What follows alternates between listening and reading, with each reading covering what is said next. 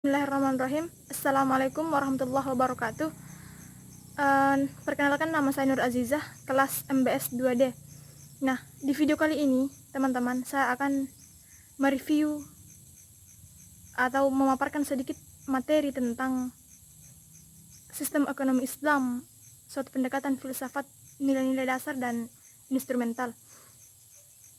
Kita semua paham bahwasanya sistem ekonomi Islam itu adalah sistem ekonomi tersendiri, ya kan? Bukan merupakan perpaduan ataupun campuran antara sistem ekonomi kapitalis dan sosialis, ya kan? Nah, sistem ekonomi Islam ini menempatkan manusia bukanlah sebagai sentral, tetapi sebagai hamba Tuhan yang harus mengabdi dan mengemban tugas yang dipercayakannya sebagai hamba atau khalifah. Nah, sedangkan manusia dalam pandangan filsafat ekonomi itu sendiri ialah manusia itu memainkan peranan yang sangat sentral, di mana kesentralan ini sehingga aliran ini bersifat antroposentrisme atau individualisme. Nah, ada beberapa nilai-nilai dasar dalam sistem ekonomi Islam. Nah, yang pertama itu adalah nilai dasar kepemilikan atau yang lebih kenal disapa dengan ownership, ya kan? Nah, konsep kepemilikan dalam Islam tidak sama dengan konsep kepemilikan dalam faham liberalisme, seperti yang dikemukakan oleh John Locke, bahwa setiap manusia adalah tuan serta penguasa penuh atas kepribadiannya, iya kan? Atas tubuhnya dan atas tenaga kerja yang berasal dari tubuhnya. Namun berbeda dengan pandangan Islam. Pandangan Islam mengenai kepemilikan atau ownership itu sendiri memandang bahwasanya kepemilikan atau ownership itu tidaklah bersifat absolut tetapi relatif. Artinya apa?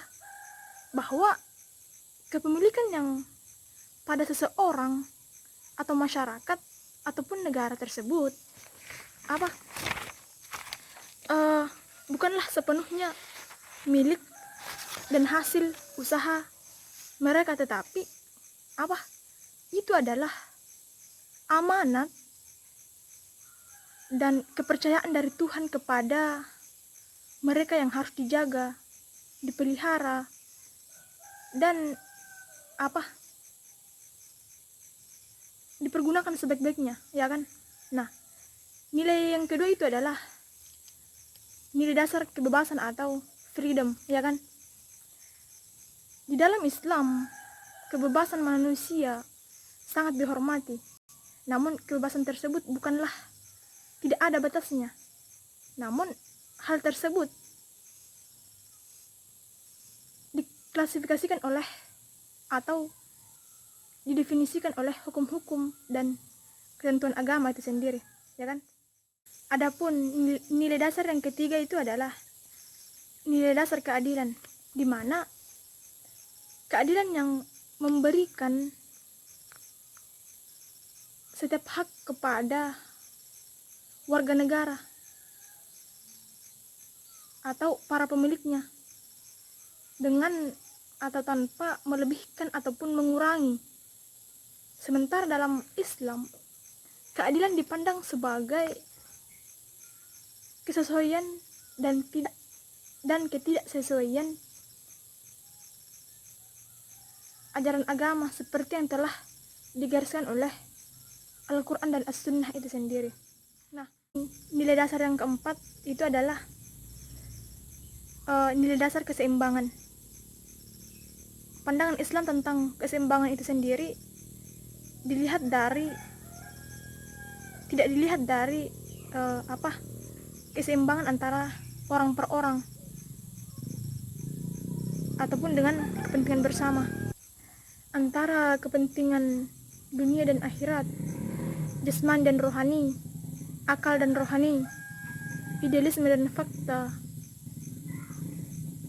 tetapi juga keseimbangan modal dan aktivitas produksi dan konsumsi serta sirkulasi kekayaan harus seimbang. Nah, adapun nilai dasar yang kelima itu adalah nilai dasar persaudaraan dan kebersamaan, konsekuensi logis dari penunjukan manusia sebagai khalifah, karena penunjukan tersebut bukan hanya untuk satu orang atau bukan hanya untuk orang-orang tertentu, tetapi adalah untuk semua orang, iya kan? Nah, kita perlu ketahui bahwa nilai-nilai instrumental ekonomi Islam itu ada beberapa. Yang pertama, zakat. Yang kedua, pelarangan riba. Yang ketiga, kerjasama ekonomi. Dan yang terakhir itu jaminan sosial, ya kan? Nah, teman-teman, di akhir video kali ini saya akan mengakhirinya dengan kesimpulan yang saya dapat dari artikel ini. Nah, saya rasa kita semua paham bahwasanya sistem ekonomi Islam itu adalah sebuah sistem ekonomi Islam yang tersendiri, sistem ekonomi Islam yang menempatkan manusia bukan sebagai sentral atau antroposentrisme, tetapi sebagai hamba yang harus mengabdi dan mengemban tugas yang dipercayakannya sebagai khalifah itu sendiri. Saya kira itu. Mohon maaf bila ada kesalahan. Saya akhir dengan ucapan Assalamualaikum warahmatullahi wabarakatuh.